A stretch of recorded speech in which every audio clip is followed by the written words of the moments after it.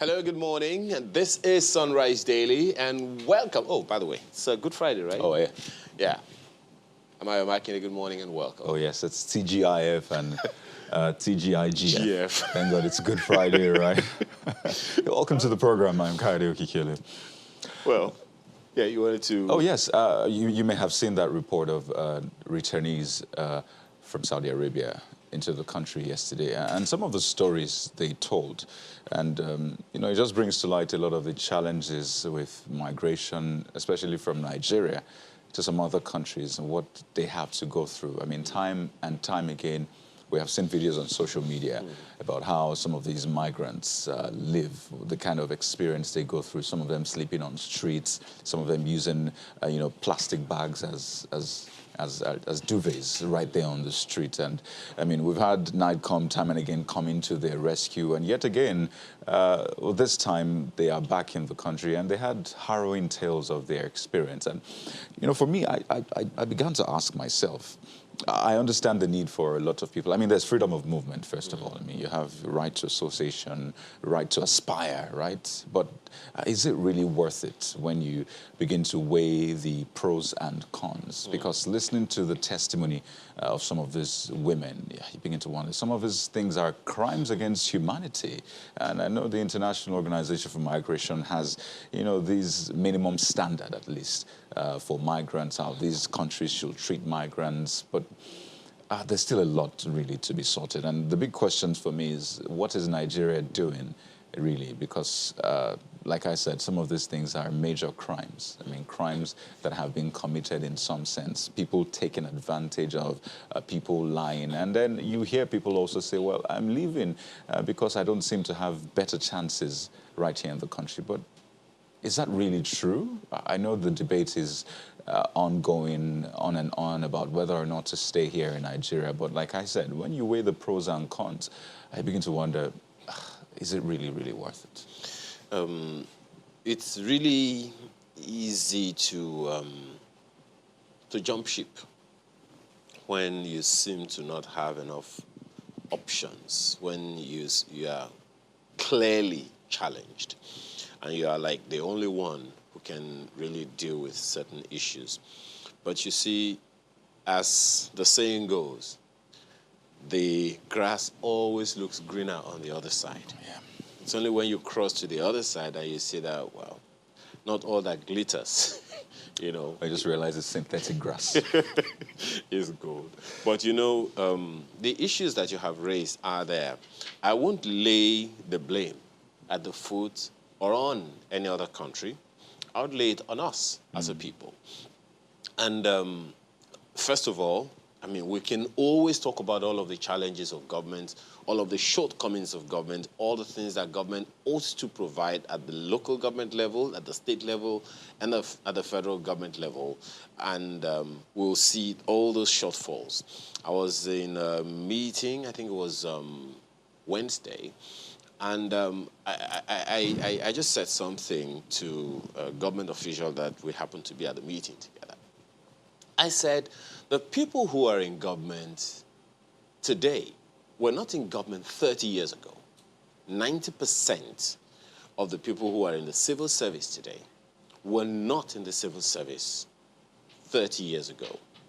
Yet, the issues, I mean, come on, you can't spend more than 35 years, ideally, and you can't be in government above the age of 60, at least, unless that has changed that I'm not aware of. So let's estimate that 90% of the people who are in government today at any ministry, department, or agency of government at the federal or state level were not in government 30 years ago. Let's just assume. Now, if that is the case, how come the issues we dealt with for the past 30 years are the same issues we are still dealing with today, and they just seem to be getting worse? That points to something much worse than we haven't even looked at yet. So that's on the one hand. Government has its job cut out for it at whatever level, whether in elective position or employment and all of that. But then there is also that saying of being our brother's keeper. You talked about the people in Nigerians in foreign land who were treated somehow. Was it the government that treated them anyhow, or the people? Were they subjected to that, situation in which they found themselves? So before someone would even travel in the first place, what were the kinds of treatments that he got from fellow Nigerians? What opportunities were there for him that he couldn't, benefit from? So maybe I'm saying this in the spirit of Easter, in the spirit of Good Friday, being one another's keeper. The subject of the season is sacrifice. Yeah, government is doing its one. Government, we're having our issues. There is internal audit and external audits and all about our shortcomings, at the governmental level. But let us look at ourselves. How are we treating ourselves? How is subjecting ourselves to the kinds of experiences that we should not be having? I think that's one of the things that we should be able to take away for ourselves. Oh, yes. And I think if there's anything we should think about, I mean, Good Friday is usually the day that, crucifixion happened. So, I mean, for those who have had, a funny life, I mean, in terms of public service, being in government, you haven't really done what you were meant to do, what you were put there to do. You were probably engaged in sharp practices and all that. This is a time for you to kill the flesh, as it were, and have some resurrection. God, how I wish in the coming days. that would happen. I mean, it's just an appeal. I'm just trying my best, really, because, I mean, ideally, we have too much to have the poor amongst us in such magnitude. Absolutely. Millions. We have so much as a nation. We don't deserve to be where we are. But, hey, food for thought, right? Okay. Well, so let's just plunge into the papers this morning. We begin with the Guardian newspaper. And it is also kind of referencing Easter. WHO, Africa CDC warn of COVID-19 surge as Christians mark Easter. And you're wondering, wait a minute. Front page of the Guardian newspaper, scaring us with Easter, with COVID-19 surge? Well, more like the WHO and Africa CDC, because you know that, I mean, families will come together. And I mean, we see what happens on the streets. I mean, a lot of people don't even remember this COVID. So you imagine what happens behind the scenes when people are in their homes, when there's nobody to see them. So I think it's important for people to remember that, hey, we're still in the COVID era. But don't forget that this appeal or this scare is not new. Because you would remember we have had a Christmas. We have had political gatherings.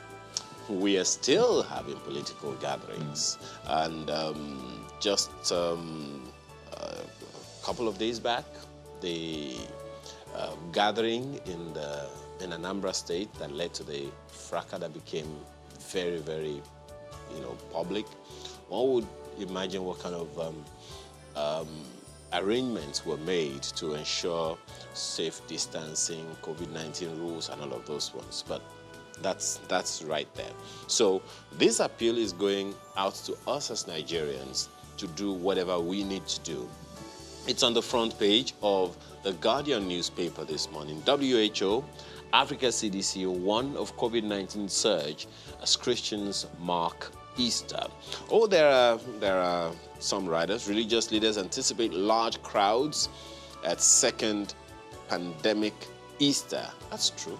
That's the second time we're having Easter in the pandemic. But I think the outlook this time around is a bit brighter now that we have vaccines. By the way, AstraZeneca here changed the name of the vaccine. So some sort of rebranding, as it were. But, that's just by the way. So I think for this Easter, the outlook What's this is new much brand? better. Just so we know. It's a bit of a tongue twister. Really. I think I understand. It has a few consonants that you don't expect to come together, like the X, Z, and I think V. And I'm thinking, why do you have all this? But you know what? It's branding. Maybe the idea is to make it difficult to pronounce. So fare hike, fleet scarcity hit Easter air travelers. Don't let mischief mongers divide this country, Buhari tells Nigerians. Lawan group admonish Nigerians to exhibit love, hope, and tolerance. And police tighten security in states. That's the front page, the lead story. Right beside the picture you see there, doctor strike paralyzes hospitals, patients groan. This is to be expected. Hospitals expel and reject patients. NERD says members unlikely to call off strike soon. Congress to decide next line of action, says FG's assurances not concrete despite signing agreement. I am hoping that we'll be able to navigate away from this path, Cardi, because, you know, as I was reading it, I remember the Babangida government of the 80s, and I remember that was the time the term brain drain got really, really prominent in the country.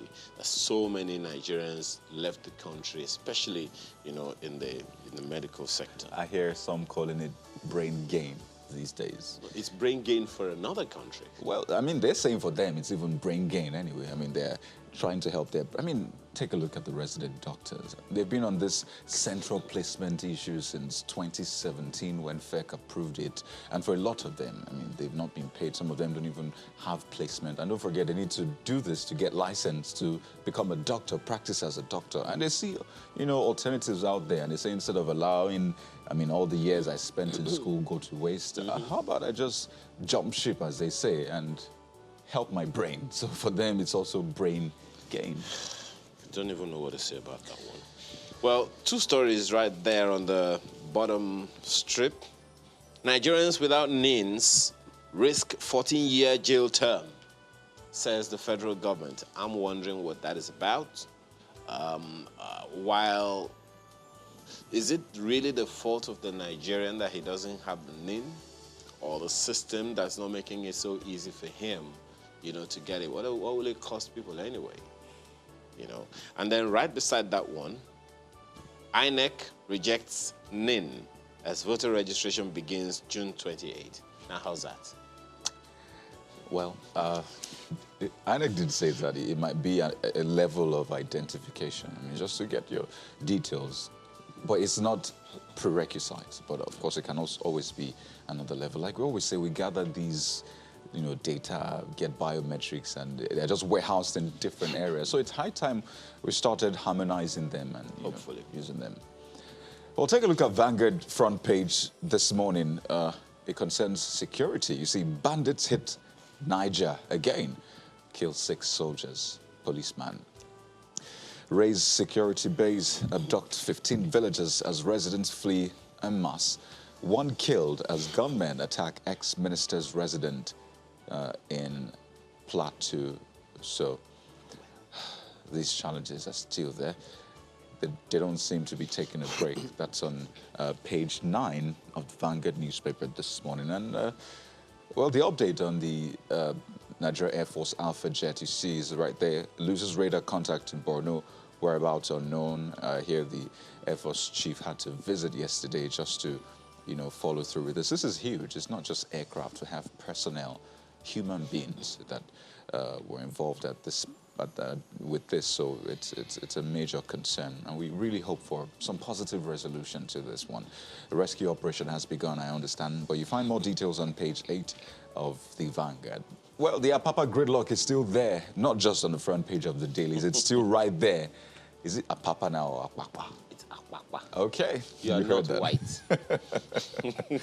So Lagos Union's parley ends in deadlock. Mayhem continues. And you would think the e-collop was going to solve an issue, but, you know, I caught something from what the MPA boss said, that, you know what, we can do our jobs, but we can't do other people's jobs. It goes back to the issue that I have raised over and over again, and which we asked the Minister of Transport when he came. There is no central coordinating agency for all the activities at the port. Critical as the port is to importation and exportation in the Federal Republic of Nigeria. I don't know there needs to be, because there is the customs, there are various agencies reporting to different ministries, departments, and there are non-governmental agencies. And there are non-governmental agencies. Non-state actors that are making a kill. Exactly. On that axis. So there needs to be a central coordinating body. And that's why when the message was, the question was put to the Minister of Transport, you remember him saying that it's something, that a conversation he would have to have with some of the people that work with him. So let's see how that goes. Oh, yes, and that update on the doctor strike. Doctors begin nationwide strike despite agreement with FG. And, I mean, the tale of patients across the nation was not good at all. Don't forget, about 16,000 resident doctors have withdrawn their services nationwide. And they're what you can call the foot soldiers. It's a really sad one, embarrassing, I should say. That's a vanguard for you. There's Mr. and Mrs., but you know what? Let's flip this over to Markway. Good morning, Markway. Good morning, Kayode. Thank you for calling that name Apapa. I don't know what this Apapa thing is about. Please, just let us leave that on the side. Let the people who are from there pronounce it like that. We know it as Apapa. Otherwise, people, you'll be calling it and people will be wondering, where is that? You know. Good morning, Ayo. I'm looking for your trouble this morning. Apparently. Oh, by the way, happy birthday. Go ahead. Thank you. Thank you so much. But let's quickly take a look at Daily Trust for you now. And they have this one. Striking doctors to National Assembly. Ban government officials from medical tourism. That's their lead story there. Stranded patients moved to state, private hospitals in Kano. Partial compliance in Borno, Jos, Port Harcourt. Services grounded in Ibadan. Fears in Kaduna. We're working on demands, as according to the health minister.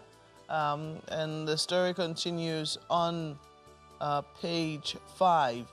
Just yesterday, watching, I think it was a COVID-19 update anchored by Millicent Walker. And they were talking with the NARD people because there were news that they had shelved or they had signed some agreement with the ministry. And they came out with a pretty strong denial that there was any such thing. You just have to keep asking questions as to why every time we have to go on strike before they eventually called again to the negotiating table, and when everything is done, it seems that we all go to sleep and until the next strike action is called again before we say, oh, sorry, where were we? Well, page 5 might give you details as to what the doctors are asking for. Ban government officials from medical tourism. Maybe then they won't forget. Looking at the bottom here, APC extends registration as Matawale sent to join party.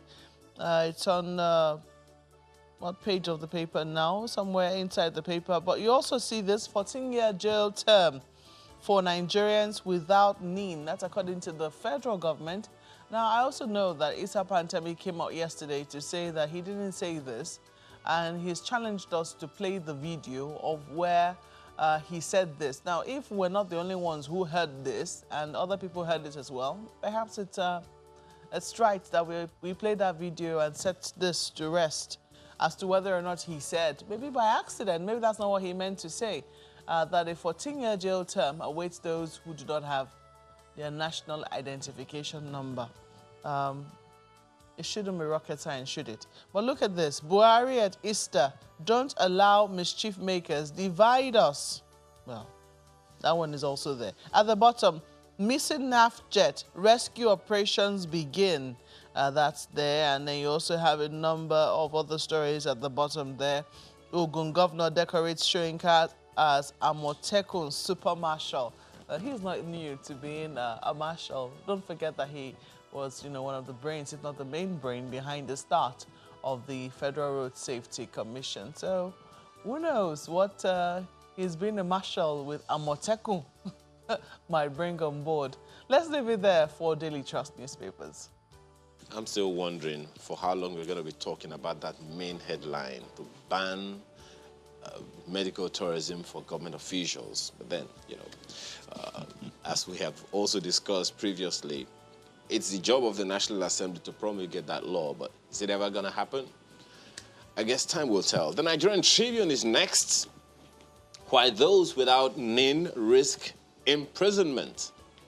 That story is on page 4. As you said, Mark, if we're not the only ones talking about it, actually the Nigerian Tribune quotes the minister speaking at the presidential media chat,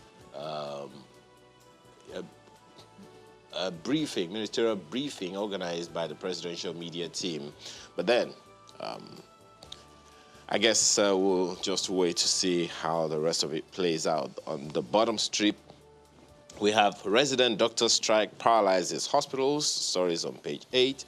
On the sidebar, one of them says, alleged assault, NBA to investigate CCT chairman. Is it closing in, or is just one of those things? Stories on page 26. Right above the nameplate, U.S. report on Lekki shootings stir fresh debate.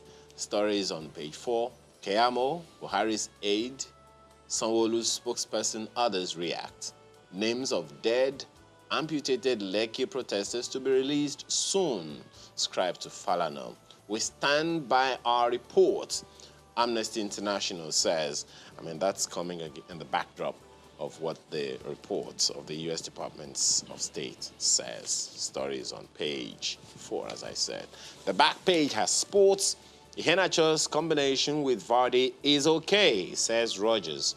The details are on the back page of the Nigerian Tribune today. Well, next up is Nigerian News Direct with the lead story, which seems to be catching on like wildfire. Nigerians without NIN risk 14 years jail. Pantami. As 51 million Nigerians enroll for NIN, so it seems this one has a life of its own right now, that story.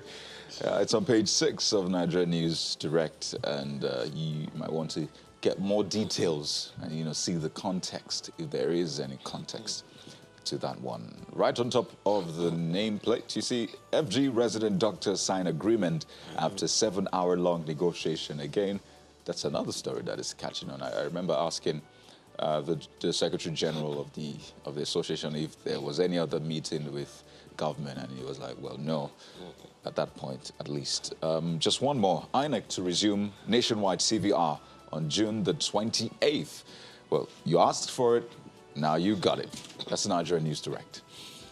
Markwa. Many times has this one. Federal government blames governors for high cost of data. So, in case you're wondering where to carry your complaints to, the federal government seems to be saying, no, not us. We're not the reason why this is high. Talk to the governors in your state. And maybe the reasons are not far-fetched, talking about getting the cost of right-of-way in states can be pretty expensive. Maybe that's what is built into the data. Maybe that's why data is expensive. But I don't think the federal government can, shirk responsibility on this one, can they? You might want to read this story and see what direction it's taking and make up your mind as to whether or not they can. That's supposed to be the idea behind reading the headlines to you.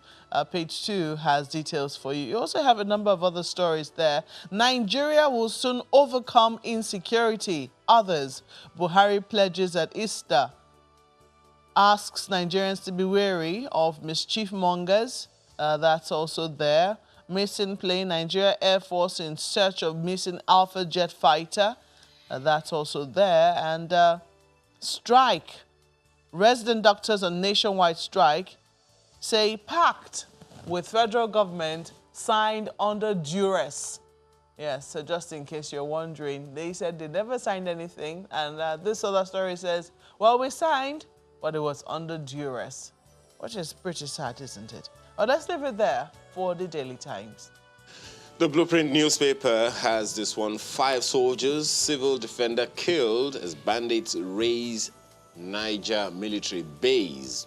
And look at the first rider: 100 gunmen with AK-47 operated for 5 hours, according to Shiroro residents. Find the story on page 6 of the paper this morning. Right under the pictures you see there, continuous voter registration resumes June 28. INEC declares, says exercise will last 1 year, NIN not mandatory. So, if you've just recently turned 18, well, now you know what you can do. SIM deadline, FG telcos to meet over court judgment. Those, among several other stories you'll find on the front page of the Blueprint newspaper this morning. Well, that's the look at the papers this morning. We're back in a moment to take on the issues for the day. Just stay with us.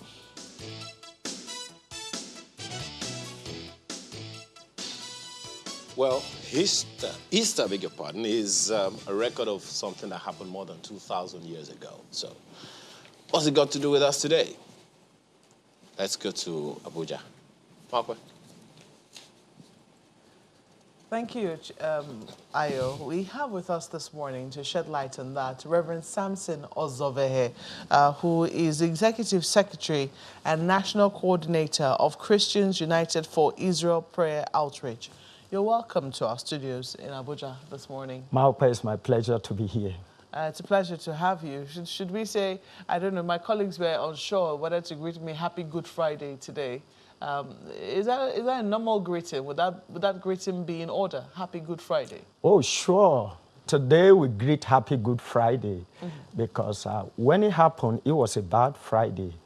But the event that followed after redefined the day as a Good Friday. So it's in order to greet Happy Good Friday today. Well, last year, a lot of Christians couldn't celebrate as they would have wanted. The president did note that in his statement, that the president of Nigeria notes that in his statement, talking about how the coronavirus impacted the celebrations. A lot of us in this country celebrated online. And thankfully, though, restrictions are being lifted and people are back to their religious places of worship. And that's been noted here. So if we were to look at what is happening this year, how would we situate the celebrations of Easter this year? Well, really last year was such a challenging year because even the Garden Tomb, the center of this celebration, where all focus is for the very first time since 1894, shut down celebration last year for the very first time. So this is not peculiar to Nigeria alone. We're just responding to the reality of the days we live in. But that has changed now. And the message from this is to let us know that there is no situation that will stay forever. So today is better. We can celebrate in Nigeria now, though cautiously, and in several parts of the world. So we're thankful to God that he's giving us the opportunity to celebrate again this year because we can't forget the message of Easter. Easter is referred to as the weekend that changed the world. And I appreciate God that I'm a beneficiary of what happened at Easter. Shed a little more light. What happened at Easter? Right. What happened at Easter is really amazing. I mean, it was the last week of Jesus' sojourn on earth. Now, in that last week, a number of things happened, beginning from Sunday. And of course, the last week is today referred to as the Holy Week.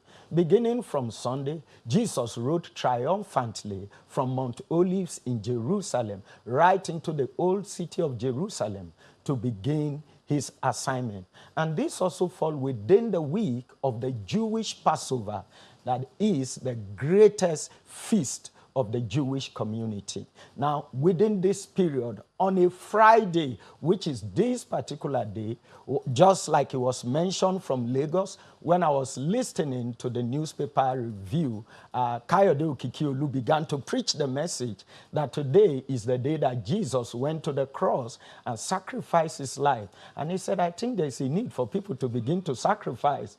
And I really give him a thumbs up for that message coming from him in the studio.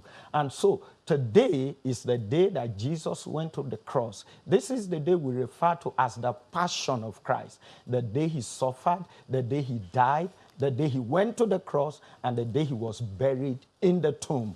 All that happened today. Then the Saturday was a quiet one. All hope was lost. Nobody thought that Jesus was coming back to life until Sunday. And on Sunday, early in the morning, he rose back to life and brought back hope to humanity. So these weeks, this last few days, particularly today, tomorrow, Sunday, are the unique days of Easter, the days within which all the assignment towards the restoration of the relationship between man and God were concluded by our Lord and Savior Jesus Christ of Nazareth. And indeed, I mean, a whole population of Christians exist here in Nigeria and they believe in Jesus. But today, you know, I don't know if you can situate that hope that they have in Jesus vis-a-vis the current situation that we have in the country. I don't know if you've had the time to go through the president's message, but one of the things that stands out in the message for me is him trying to tell Christians not to lose hope. It would seem that the situation on the ground right now, especially the security situation on the ground, you know, is driving a lot of Nigerians towards the situation or the feeling of despondency. How would you relate the hope that Jesus brings, the death and resurrection of Jesus, to the hope or to the current situation that Christians and even Muslims and their brothers and sisters who are of other faiths, not necessarily of the two major religions, are also facing, and how perhaps Christians can use theirs to overcome what they're currently feeling right now?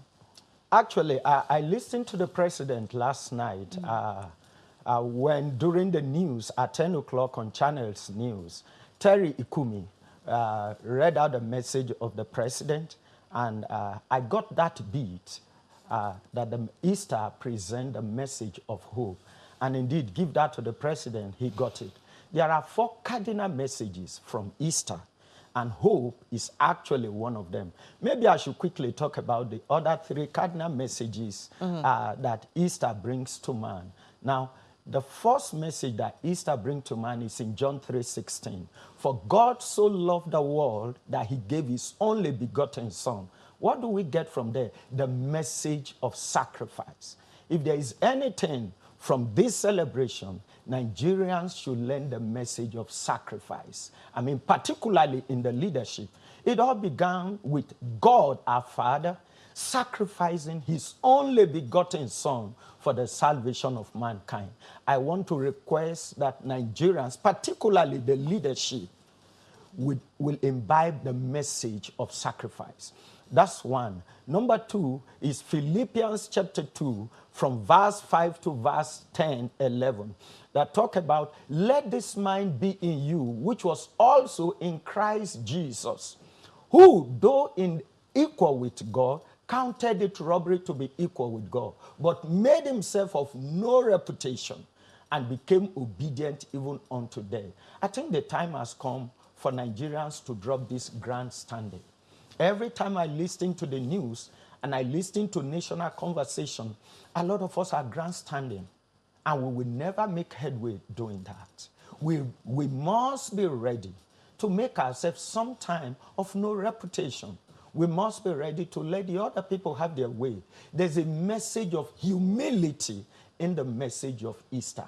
This is the time for Nigerians to really, really humble themselves. I've been married for about 25 years, and all I have learned within this period is that whatever happens, sometimes I need to humble myself to my wife, because the Bible even admonishes that. Submit yourself one to another. The northerners should submit to the southerners sometimes. The people from the east should submit to the people from the north sometimes. We must all be ready to drop our reputation sometime and submit to one another in humility. Then the message of hope from this Easter is to let us know that no situation is hopeless. Now, I've listened to people on national television from time to time express hopelessness in the situation in Nigeria.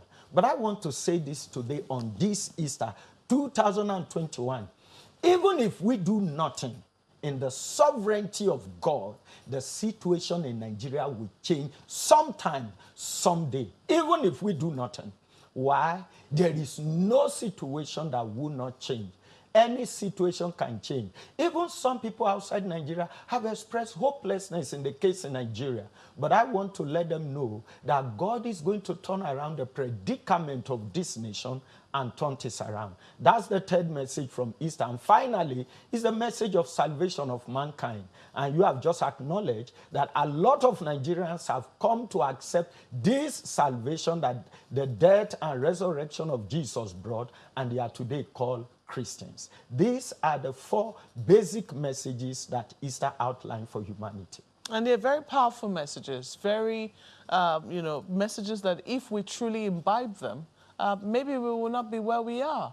I mean, because you talked about sacrifice, you talked about humility, and you've said that, you know, perhaps regions will have to submit one to another. Well, some people will say, oh, that is the job of, you know, our individual life as Christians is very different from our communal life as a community, or even as Christians. I listened to something recently when they were talking about this issue of hijab or no hijab in schools in Kwara. And some people were saying that, oh, the associations exist as, and that is the different associations that represent religious bodies, that they are some sort of lobby groups. They are meant to fight and represent, and we cannot ask them to, you know, imbibe some of these things that you're talking about. Do you agree with such a stance? Well, I really do not agree. You know, sometimes people have forgotten that religion is actually a way of life. I'm grateful to God that as a pastor today, I started out life attending Islamic primary school for 6 years, Jama'atul Nasril Islam. I was in that school for 6 years as a Christian student. And everything that happened, I mean, I was taught Arabic, I was taught Islam. I virtually wrote my name in Arabic and did most things in Arabic. Today I'm a pastor. It never changed who I was going to be. But that actually gave me better understanding. So I lived in Kaduna for 28 years, and it was easy for me to interact with the imam whose mosque was directly opposite my church. And every time I go to Israel, I buy him gift from Israel, and I invite him to church and present the gift to him, though not to our service, and he's glad to come with his lieutenant to interact with me. Now, I think most of us have forgotten that both Islam and Christianity is a way of life. It's not a thing we do when we go to the mosques on Friday or we go to church on Sundays. But painfully, we go to church and we put on the garment of religion, and on our way out, we just drop it. I think the time has come for us to take what we read from the Holy Creeds, out of the holy centers into our life, daily life. Because even if those who are Muslim, I mean, I was taught in the Islamic school that Islam means peace. There's no violence in it. In the foundation of Islam is meant to be a religion of peace. Christianity, Jesus Christ came and he was called the Prince of Peace. Whatever it will take for us to secure this peace at whatever cost, if we want to be true followers of our masters, we must imbibe it. And I tell you, Maupe, this is not very easy. Sometimes the ego in us will say to you, don't do this. I remember sometimes when I do some things to my wife at home, I even tell her, don't let people know. It makes me look weak. I don't want people to say I'm weak.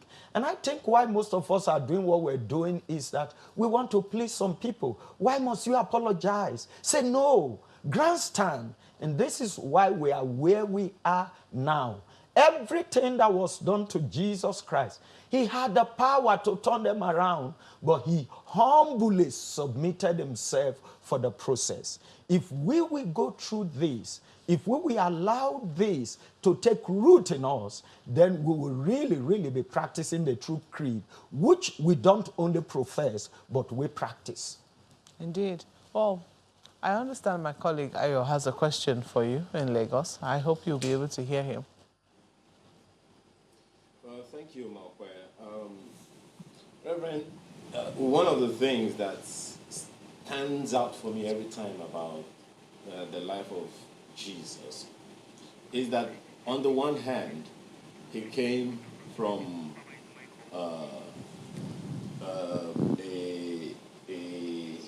a background, so to speak, that one of the things that stands out for me about the life of Jesus, Reverend, is that he came from a background of a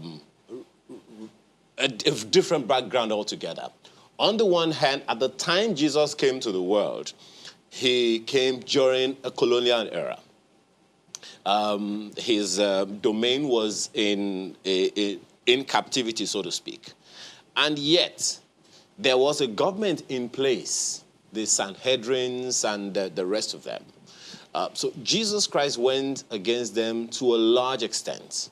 He went against the clergy of his day because they were preaching things that were not in tandem with the scriptures as he knew it. More of rules as opposed to faith, which was what the subject of our relationship with God was about.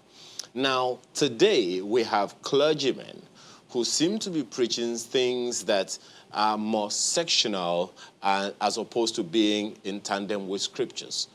And one wonders what, one will have to do in that case. You know the instance of a clergyman, a Nigerian clergyman, who was fined by the government of the UK for saying things that they consider not helpful to what government of the day was doing.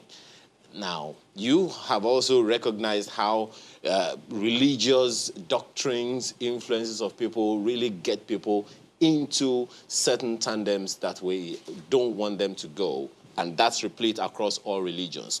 What do the people do in that kind of situation?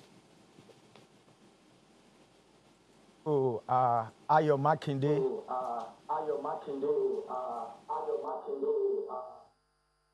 Thank you, Ayo Makinde, for the wonderful question and throwing actually more light on the subject of discussion. Even in the days of Jesus and the days of early disciples, the Bible made it clear that there were some people that were preaching the gospel out of strife. So that has not changed. Up until today, some people are preaching the gospel out of strife. There are those preaching the gospel for personal benefit.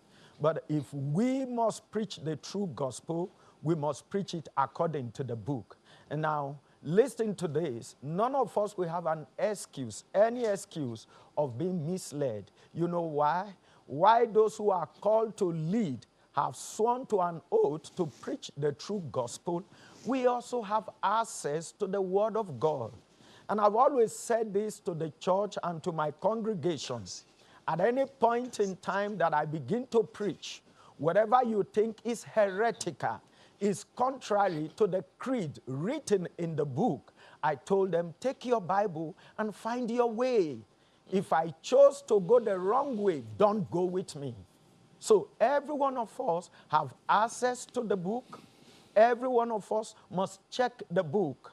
The Apostle Paul talked about the church in Berea. He said, these were noble men because every time they receive the word, they go back to search for themselves whether those things they have heard are true. And just like you said about Jesus Christ, amazingly, he came from a humble background and he kept that background up until the end. I mean, when Jesus was born a Nazarene from Nazareth, the people had a saying that nothing good can come out of Nazareth. But then Jesus came out of Nazareth. If you visit Israel today, one of the most beautiful cities that you will appreciate is the same Nazareth where the people have said nothing good can come out of. And I believe one of the keys that helped Jesus was that he stood on the truth. He preached the truth. Now, it wasn't really that Jesus went against the others in his days. No, I think what happened was that Jesus came with a new way of life to emphasize what the people have known and to interpret what they have read from the Old Testament, which they never understood until Jesus came. And so that was what Jesus Christ did when he came. He really never went against the authority that was on ground, but in obeying the true creed. Obviously, there was a conflict with the structures that want to remain. And the same thing will happen today. When you stand for the truth, you probably will look like an odd man out. But I'm saying to every Nigerian today, we don't have to preach popular creed to be popular. You can stand for the truth. You can defend the truth. You can be a lone voice wherever you are. Now, I share this personal experience with you. For a very long time, in everywhere I found myself, I have tried to preach and stand for the truth. And this took me to the Garden Tomb in Jerusalem. And amazingly, from my humble village in Kuroko, Adavi local government in Kogi State, I became the first and the only Nigerian since 1894 licensed today to guide people at the Garden Tomb in Jerusalem. Amazingly, while we're at the Garden Tomb in December 2019 to January 2020, in over 40 people serving from over 20 nations of the world, my wife and I were the only black people. And when people come there, some people even ask, where are you from in the United States? And I say to them, I'm not from the United States, but I'm from Nigeria in Africa. There is a place for those who will stand for the truth. Some people are looking for opportunity to be elevated, so they want to follow the popular trend. But I think I want to encourage Nigerians, either in religious places, in your home, in your family, be a voice for the true creed and stand for the truth. That's what Jesus did. I mean, the virtues of Easter that you have reeled out, humility, people shouldn't grandstand, letting others have their way from time to time. I imagine this is a message that a lot of religious leaders will be preaching today and on Sunday, to commemorate Easter. And Ramadan is on the horizon. Incidentally, today is even Friday, so you'd expect Muslim faithful to also be at mosque. So, you have these messages being preached from time to time. Nigeria, you hear, is one of the most religious nations in the world. But, as you have mentioned, a lot of people still grandstand. Would seem as one of the most divided nations in the world along ethnic lines, religious lines, political lines, and all that. We could talk about insecurity. These are acts perpetrated by individuals who probably look up to a religious leader from time to time. Does it baffle you that with this vast amount of religious leaders, religious centers, messages being preached, we're still where we are today? Is there any coming out of it, really? Thank you, Kayode Okikiolu. I appreciate you for that question. Let me say this clearly. Just like the message of the president and one of the cardinal message for Easter, Easter is a message of hope. I will continue to be hopeful that the situation in our country will change. And let me also appreciate the media for something. Now, this is my first time coming to Channels Television, and I'd like to thank you guys for the great work you're doing. And I've been listening to Channels again and again. Somehow, from time to time, you get to bring some people. I even wonder how I got to be contacted to come on Channels Television, because I'm not one of those popular men who is on the news. I've been doing quite a lot of things across different nations of the world. But you see, what is important is this. There's been a lot of people in Nigeria, though on the background, who are working for the unity of this nation, who are working for the progress of this nation, but they've been overwhelmed by the bad ones. It happened in Israel in the days of the prophet, when the prophet Elijah said to God, now there is no more prophet in the land. I'm the only one left, and I resign from this work. Every time I preach the truth, the people are against me. And the prophet Elijah was shocked. The Lord said to him, go hand over to Elisha, who happened to be one of the 7,000 left in the land who haven't bowed their knees to Baal. What does that suggest to us?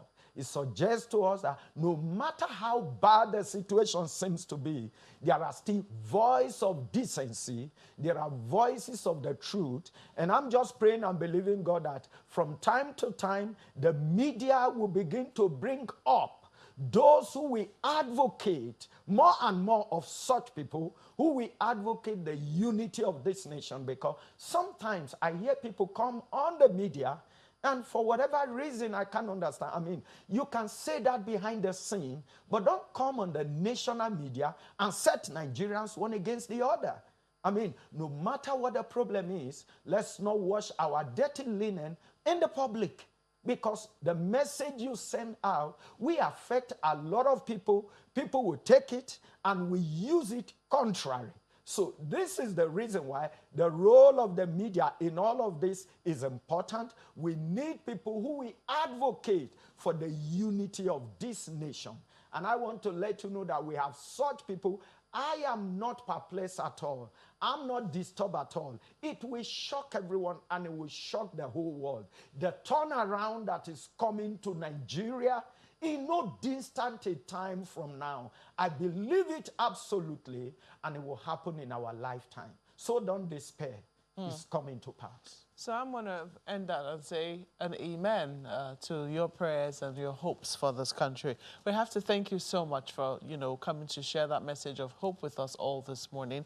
Reverend Samson Ozovehe is the Executive Secretary and National Coordinator, Christians United for Israel Prayer Outreach here in Nigeria. Thank you so much for coming. My pleasure to be here. Sunrise Daily this morning, and happy Easter. Same to you. Happy and Easter to Nigerians out there, and God bless you all. Peace to this nation in Jesus' name. Amen.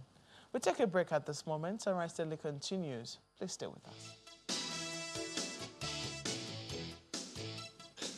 Well, what are those matters arising? Of course, you've heard a few of them, from the report that you just saw. But G.T. Ogunye joins us this morning. He's a legal practitioner to take on some of those issues and several others in the course of time today. Thanks for joining us for the program. It's my pleasure. Thanks for inviting me. Let's start from there. Justice delayed? Justice denied? So far from what the little that you have heard, what's your assessment? Because you've two of those people who responded, for instance, are of the opinion that it's not significant measurement of what they were expecting from government.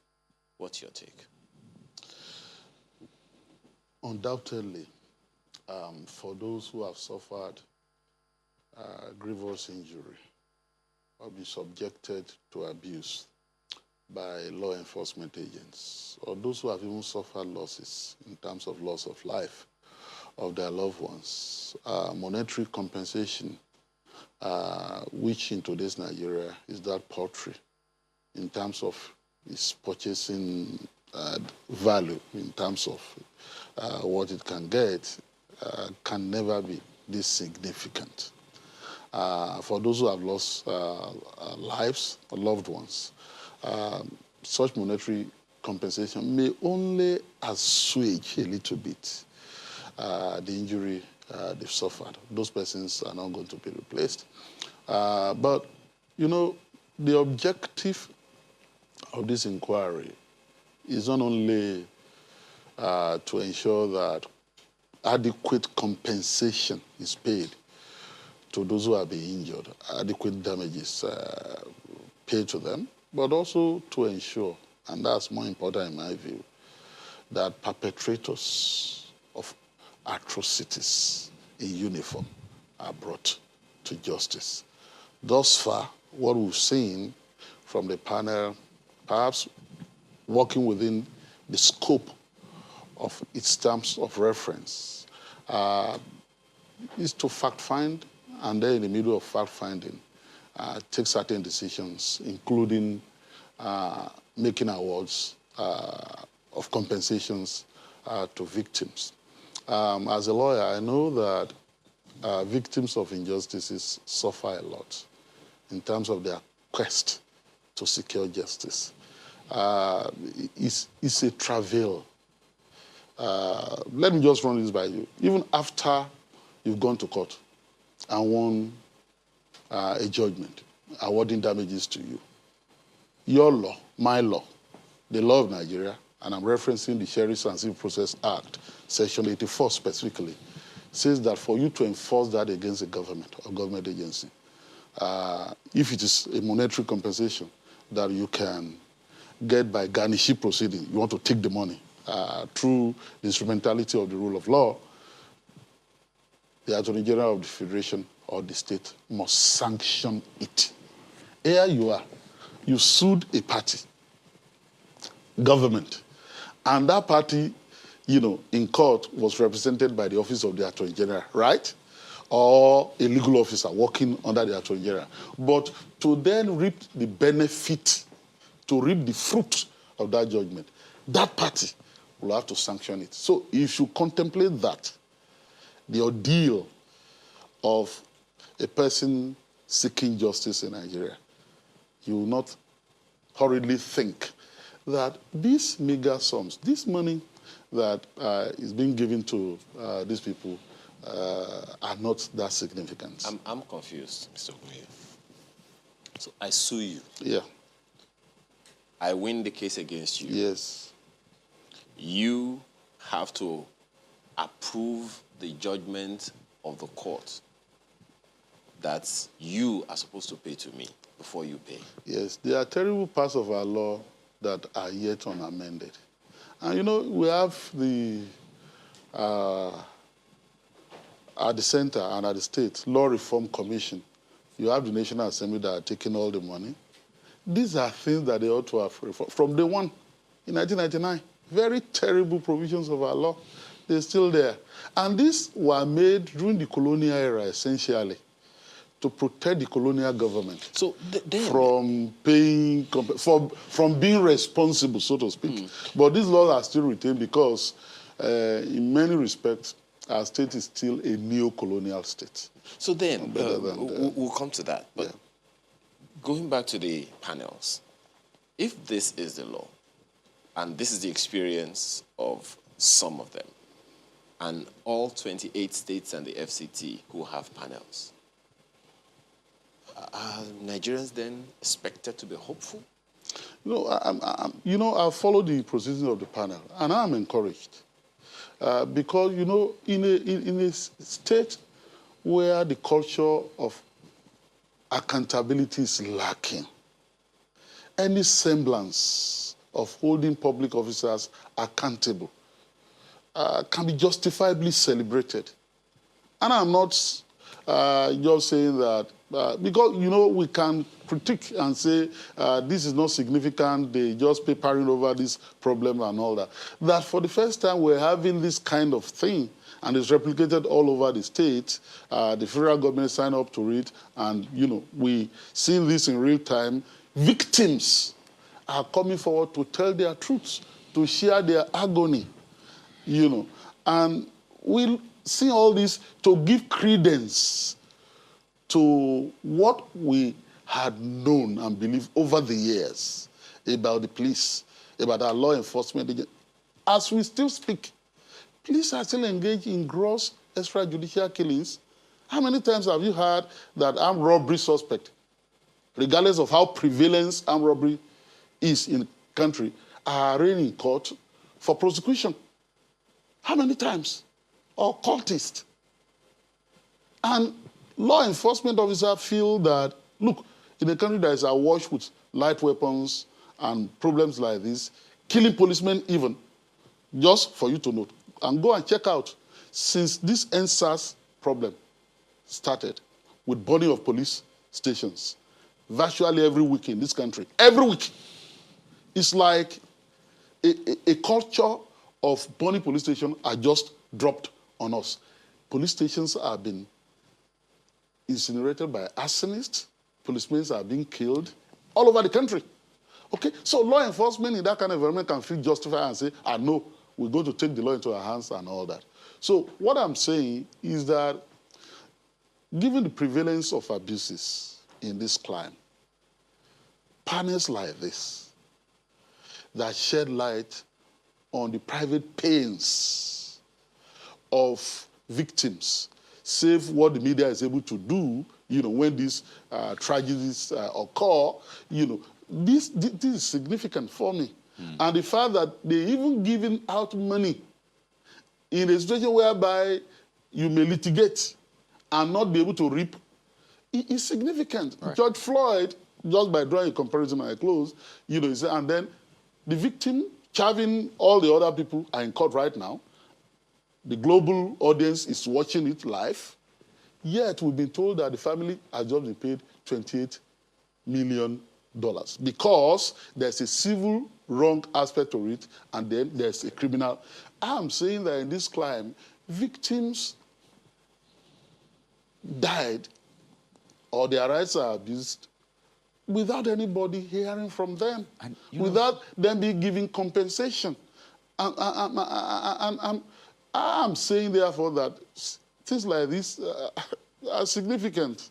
And still drawing some inference from that George Floyd's case. I mean, the whole world is watching, and you've seen the way it would seem the police is in on this. I mean, they're giving as much support to this whole process, tendering as much evidence and all that. But if you come back to this panel and you see, I mean, the body language of the police, yes, they have a lawyer representing, but I'm not sure there's been a single policeman that has come to give an account of what exactly happened. You recall that there was a case instituted by the police, which was eventually withdrawn, and we didn't hear anything about it, to seek to stop those panels across the state. So, I haven't seen, by the way, I think now there's a distinction between the government, which set up these panels, the police, and then the people. So, I haven't seen the way the police has reacted, has responded to this. Would you say they're on the same page with the government and the people in trying to get some form of restitution, fact-finding process, and maybe find an end to this?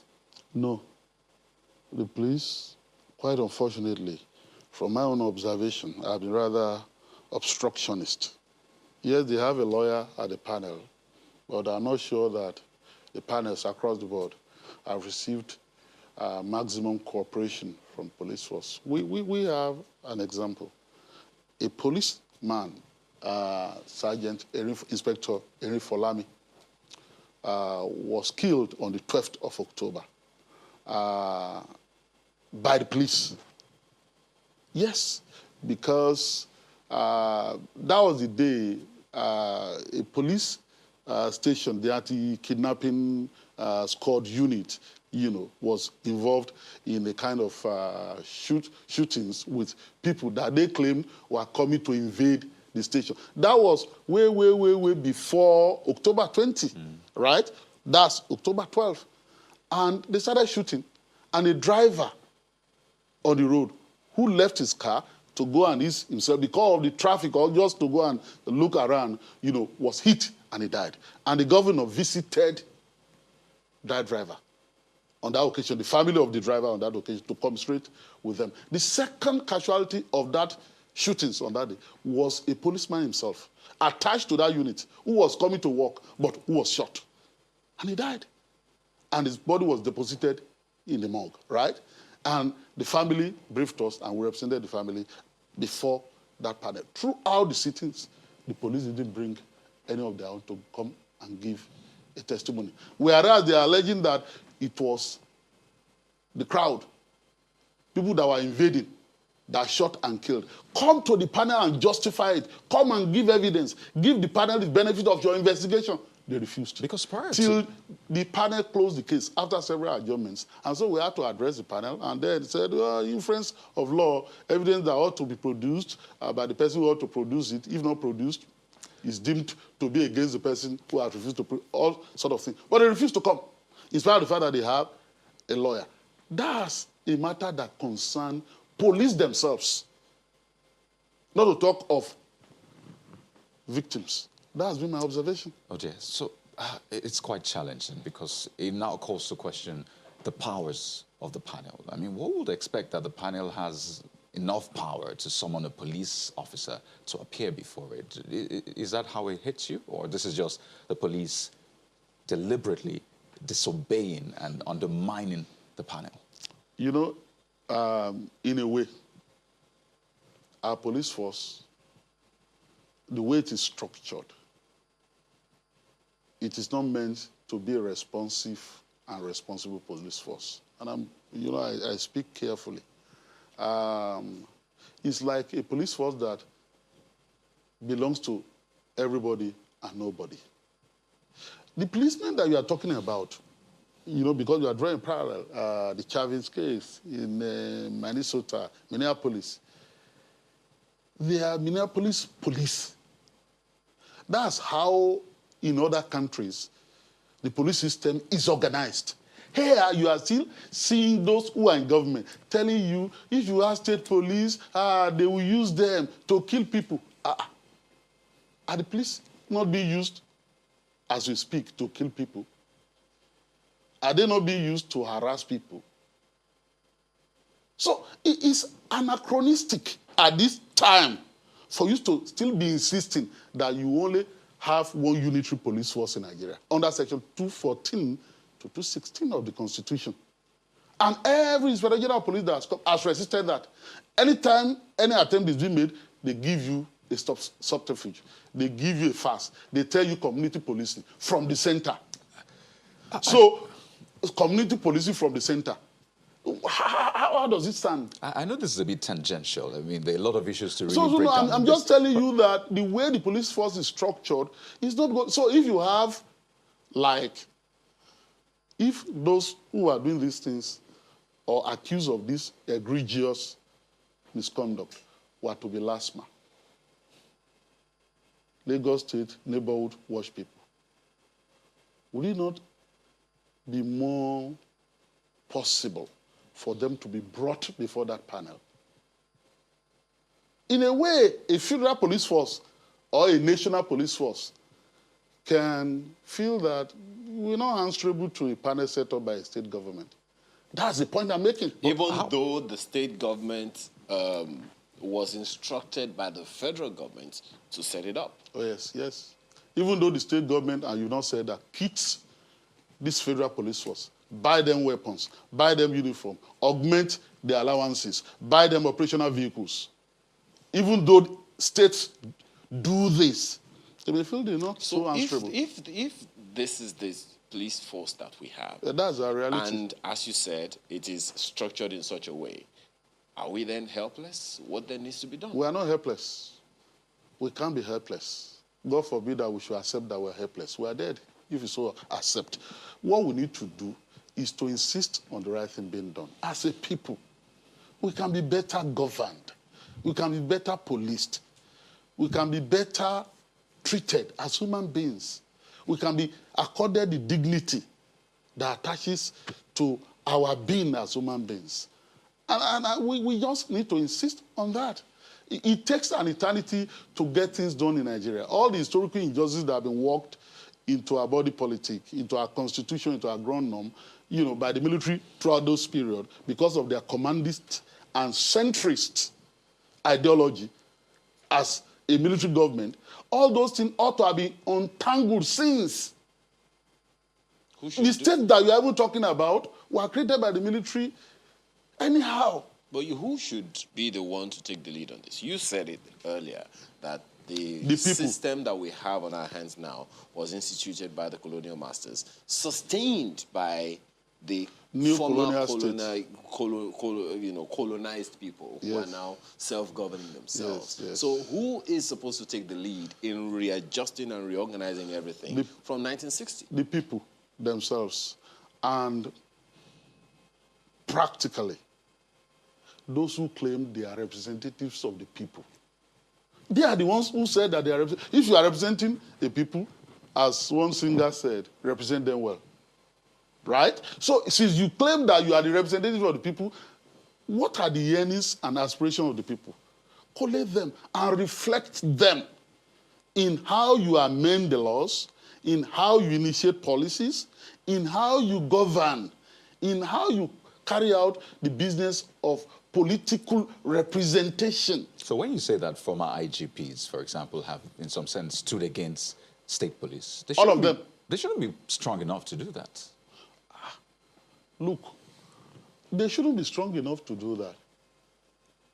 And no IG should be strong enough to exceed his tenure if he attains the retirement age. But that's what has been happening over the years. But this is something that was legitimized by the presidency. That exactly. They shouldn't be so powerful to do certain things. But they do this because the system, allows it. So what we need to do as a people is to look at that system and continue to insist that the right thing be done by the Nigerian people.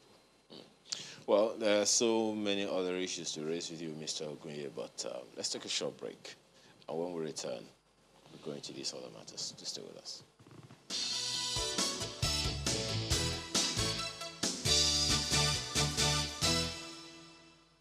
Thanks for staying with us. Taking this further, Mapwe has a question for Mr. Ogunye. Go ahead, Mapwe. Thank you, Ayo. Mr. Ogunye did say that the people are the ones who will demand a change in the system.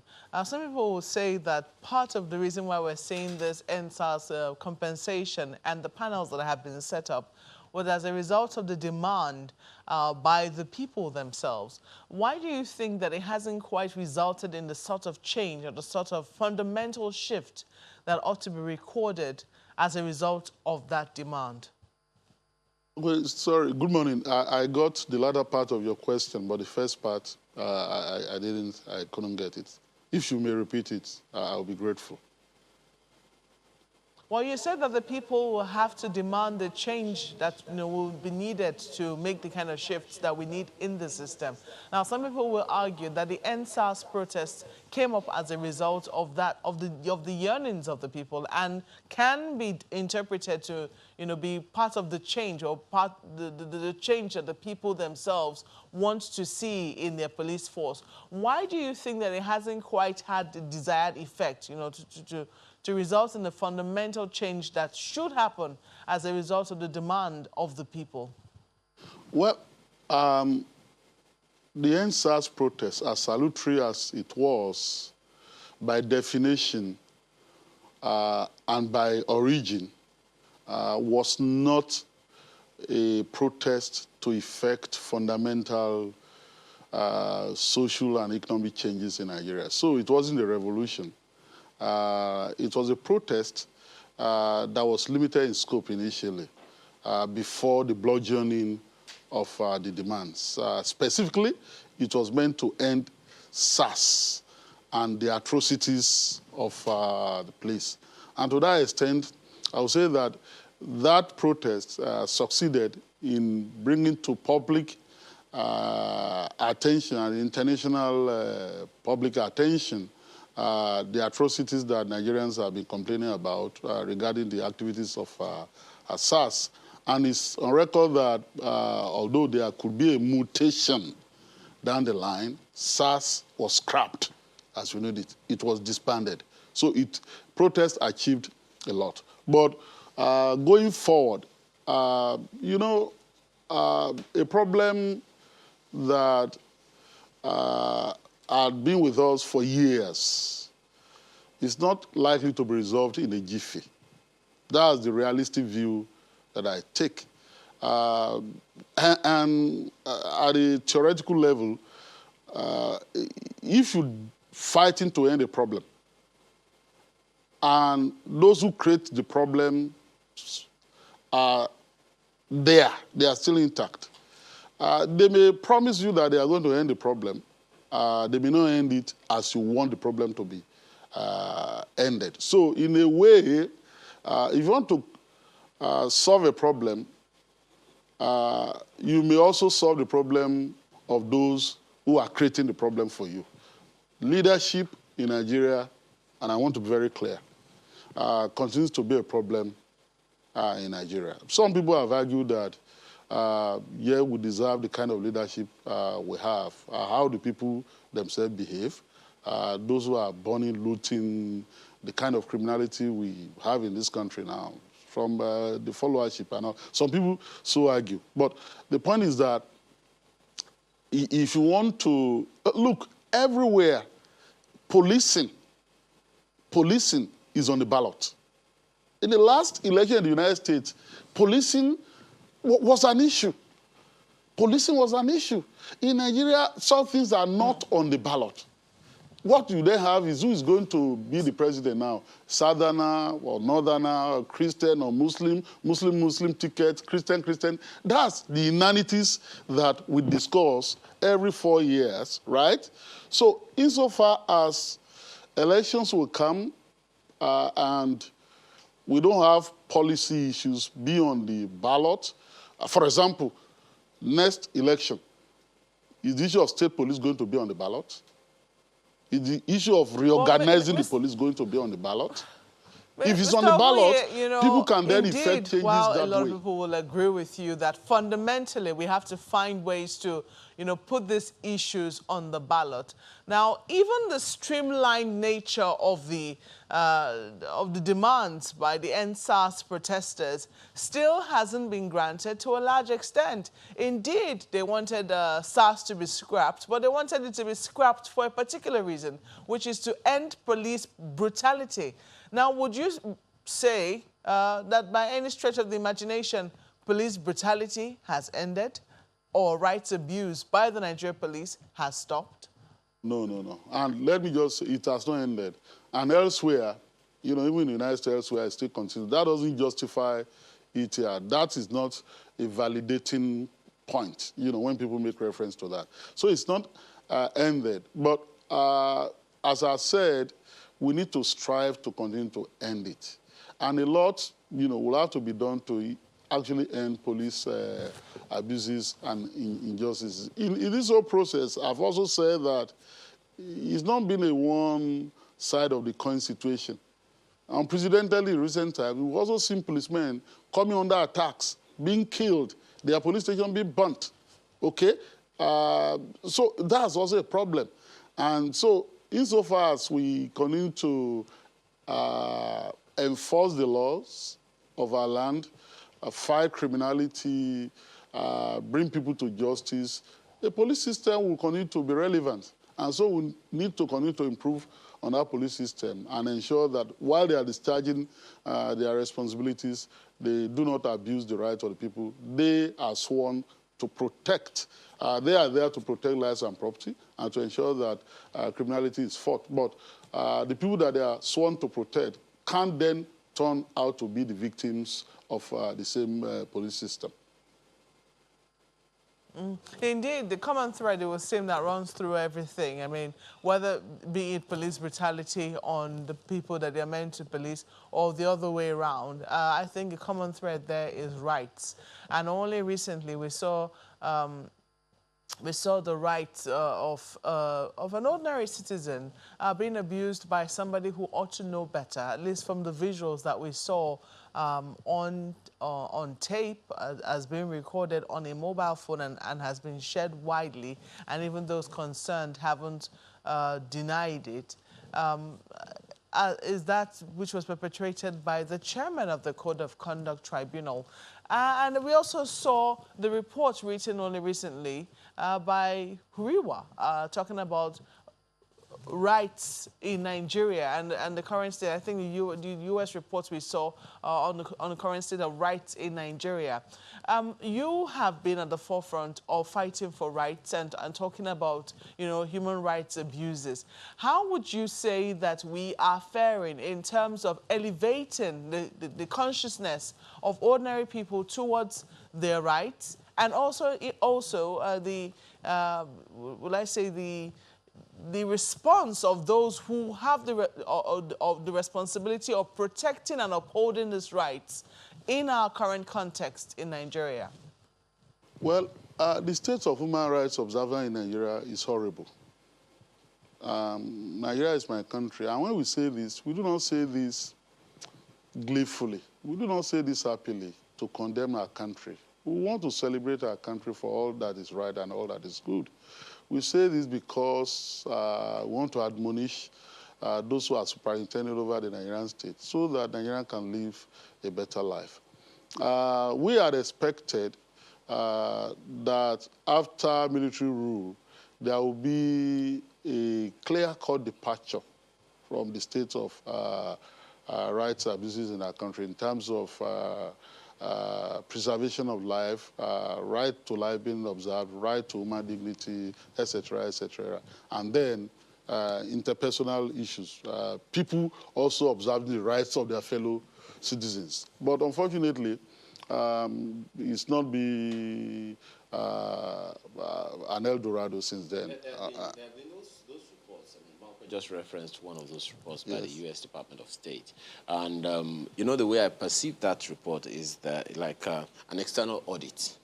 You know, you have internal audit, then you have external audit. So if you've taken a look at that the report of the U.S. Department of State on Human Rights in Nigeria, the 2020 report in Nigeria.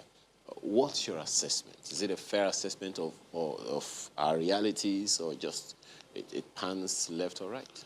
Well, I will react in a number of ways. First, I really wished that Nigeria is able to generate its own report on the state of human rights situation in the United States of America. So it rankles when outsiders. I know that we live in a global village right now. This is the era of globalization, and we are a member of the Committee of Nations, UN system, etc., etc. I know. And then we sign up to certain conventions and charters. To that extent, we're a human family. And so one part of the human family can then talk about what the other part is doing. I understand that. But, and I just wish that even the last election that was conducted in the United States, there are Nigerians who went there, to monitor the election there, right? So I read those reports, particularly as it concerns Nigeria, and it's usually their own way of looking at Nigeria. And this shapes their policies, their foreign relations towards Nigeria, and in terms of what they will do, what they will not do, and all that. Although sometimes political detente and diplomatics may trump that, economic consideration and all that. The United States has sold the worst weapons of war to some states in the Middle East, including Saudi Arabia and so on and so forth. And Trump justified it by saying that they needed the cash, right? So, but zeroing in on this, in Nigeria, that report largely reflects a sad situation. And not because they are the ones saying it, because we know that it is so.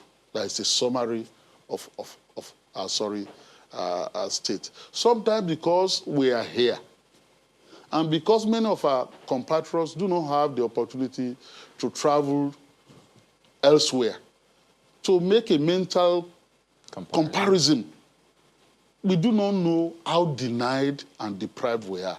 We do not know how battered our country is. We do not know the extent of what we need to do to grow our society, to make our lives better. We get used to a lot of denials, to a lot of things that we are denied. It's like if power is not functioning very well where you live, gets to a time as you are coming home, mentally you're expecting that there won't be power, right? So we're used to difficult life. And so we do not really appreciate, what these rights are. But one of the things, it's sad what he just said, but one of the things that's strongest in the report from, just, spading through it, is the level and vastness of impunity. And I know this is something that you have spoken about, significantly over time. Is there any way to bring that into check? Well, there's a way to bring that, you say, and I can reference what Malkwe just talked about now so that we don't leave it unanswered. The Danladi Umar debacle in Abuja by physically assaulting somebody. I have said that, well, if you lack a code of conduct, it's all too easy to see. It's all too easy to decode your misconduct. Pun, I'm just playing words. Look, that incident ought not to have happened. There can be no rationalization. And it speaks to the impunity that you did something, you caught, instead of becoming jittery, instead of becoming instantaneously repentant and remorseful, you justify it. And sometimes you justify it using very terrible logic and terrible language in communication for a public body. You assume that the person, Ibrahim Suleiman or so, sorry if I didn't get the name right, who wrote that statement justifying the incident, submitted the statement to the chairman to read first before it was issued, right? But what was the logic? In trying to justify it,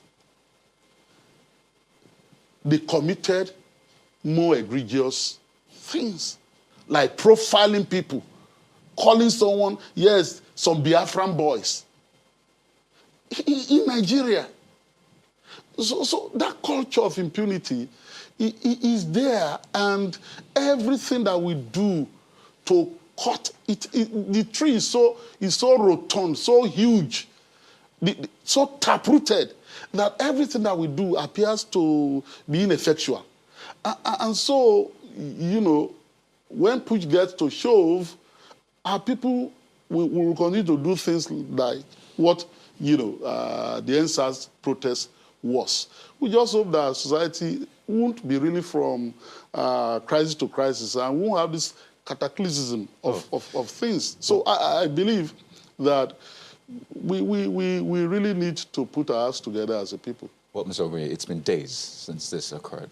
I mean, for some people, too long a period. And it seems there's this loud silence from government, for example, especially referring to the act, maybe not the statement, because we hear that the Ministry of Information has summoned that aide, Ibrahim Al-Hassan, by the way, who wrote that statement. So maybe not for the aide, but for the person, the chairman of the Code of Conduct Tribunal.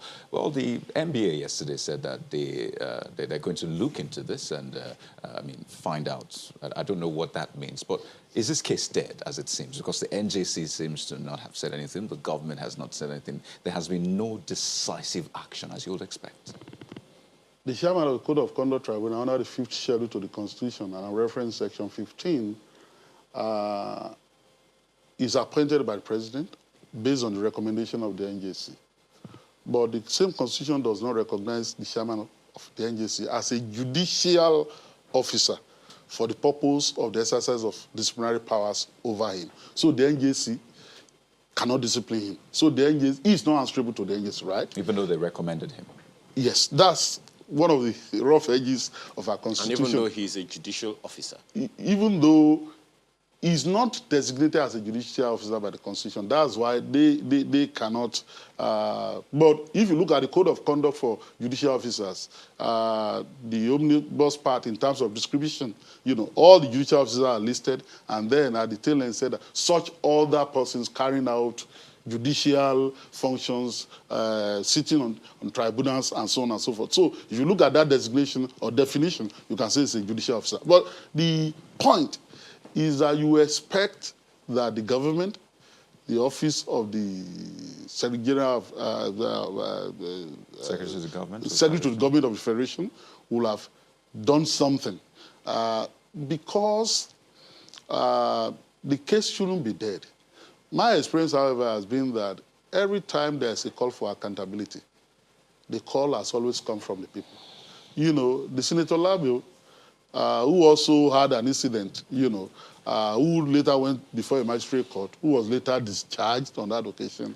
You know, it was also a videotape, and the people started yearning for justice. And he came out and invoked his Christian chastity, invoked whatever and all that, and started explaining, right? So when the people continue to push, sometimes justice that may appear elusive may not be so elusive. But what should the government do in an ideal situation? In an ideal situation, government should not be tailist. Government should not be reactive. Government should be very responsive and proactive. If you are in government and something happens like that, within hours, there is going to be a demand for report. There's going to be some documentation. There's going to be a decision that will be taken on whether an investigation should be conducted immediately. What we've seen is that over time, you know, when the cry for justice is so loud, government then as a publicity stunt, not as a genuine intention to grant redress, then does something.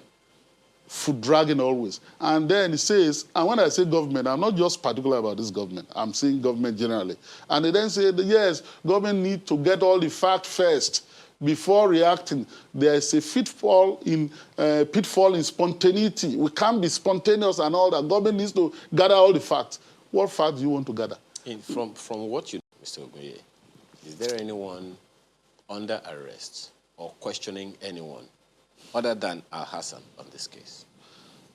Even Al-Hassan, has he been questioned? Has he been arrested? At least we know Has that the police invited anybody? That's the point I'm making. They said, you're okay. Well, maybe they will shout for 2, 3, 4 days.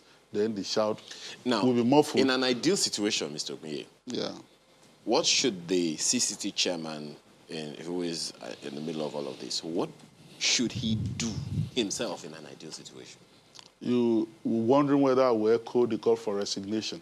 No, I'm sorry to disappoint you. They don't resign. They are impervious to correction.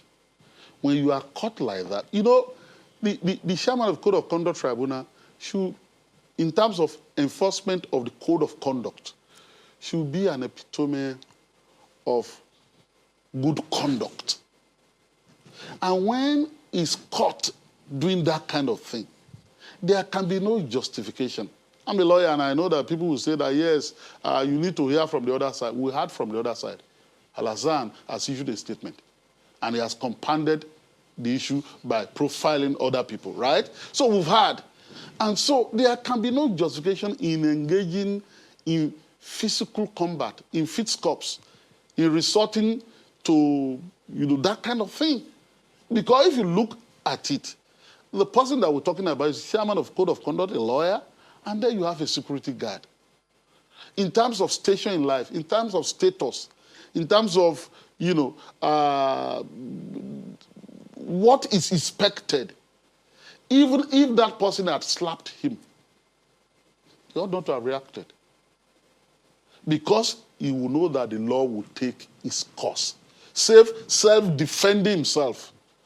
Like holding his hand and pushing him and all that, shoving him aside. If that person had been the person who attacked him first, not to talk of him being the person who assaulted him. And there was an injury to that effect from what we can see.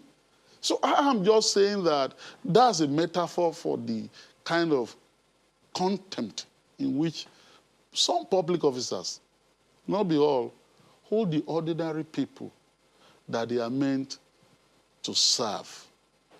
And it is unacceptable. The people must govern. The people must rule. The people are the reason for which you are in government. Mr. Ogunye, let me see if I could just, strip these individuals of their position. If this were to happen to other people, two individuals, okay, one hits the other, kicks the other, there is an injury. What kind of charges are we looking at in court? What kind of punishments are we looking at in court? It's assault or criminal wounding, and we carry up to 7 years in prison. Because it's an injury to the body. Because under the criminal law, offenses are categorized. Offenses against public authority, offenses against the human body. And this is an offense against the human body. Assaulted somebody and there was an injury, right? And so people should be held to account. And for example, if somebody on the legislative floor of a house were to draw a gun and shoot somebody or beat up people, he can be hard to say that under the Legislative House's Powers and Privileges Act that he has immunity. You won't have immunity to assault a fellow senator on the floor of the House. So being the chairman of the CCT doesn't change anything? It doesn't change anything. He ought to be held to account. So now, question is, Mr. Ogunye, because we're gradually winding down, who should hold him to account now? The police. The victim should report to the police if he has not done so. And I presume that Paris has done that. But the police went to the scene of the incident, took the guy and took the victim. So did they still arrested him and released him, right? On bail. So now that the police is now being told the right thing to do, the police should go, at the instance of that person, should then go and invite the chairman to a police station and say, come and tell us your own side of it, with the possibility of preferring a charge against him. That's one level. The other level is that the government of Nigeria, the appointing authority is the president. And under the command of the president, because I've just told you that the NJC may be constrained in terms of sanctioning him, the SGF, they should write a query and they should ask questions. And if he's found culpable, he should be advised to resign, or the president could exercise the power to remove him from office under the provisions of the Constitution by, making such a move supported by the two houses of the National Assembly. Because he enjoys security of tenure. He is that protected. He retires at the age of 70, anybody occupy that office, and he cannot be removed from office except by the concurring votes of 2/3 of the two houses. Indeed, is more secure than the NJC, than the CJN. The CJN will be removed from office if 2/3 of Senate accepts. This one, 2/3 of the two houses of the Nigerian Assembly. So the person that occupies such a secured office ought to demonstrate the highest sense of public responsibility. Well, Mr. Ogunye, I don't even know where to begin now, but where to end in this case. Begin, because, but I'm lost for words right now. But we have to thank you very much for your time this morning, unpacking some of the issues, especially concerning human rights, which we only just stated this morning. But we have to thank you very much. It's my pleasure. GT Ogunye is a legal practitioner and he's joined us this morning in our Lagos studio. Thank you so much for your time. Thanks for inviting me. Well, we have time for your comments. And let me take this one from Henry. This is a tweet that concerns the ethnic profiling, part of the discussion we've been having, Mr. Ogunye, saying the ethnic profiling is a very dangerous development as it signifies a sinister motive. It has multiplier effects right from now. Every human activity, especially negative ones, could be considered stereotypical of its ethnic background. Stop this narrative now, he says. Mankwe. Okay, well, there's a second one here, and it says, and it's really simple. Some states did not set up NSAS panels. What is the remedy for the victims in these states? Good question. We'll probably take on Mr. Ogunye after the program and get you the answer. We'll probably tweet and respond to that one. Don't worry. Well, that's the show today. Thank you so much, and have a wonderful rest of your weekend. I'm Ayo Makinde. I'm Kayode Kikyodo. Well, we've talked about peace a lot. Sometimes people say there is no peace without justice. And it could be in very small matters like this that, eventually sets the tone for whether or not there will be peace. So we hope that somebody, while we're also preaching peace, will be looking to, giving justice to those who have been offended, especially by public officials. Thank you for watching. I'm Maokwe Ogun Yusuf. Have a lovely Easter.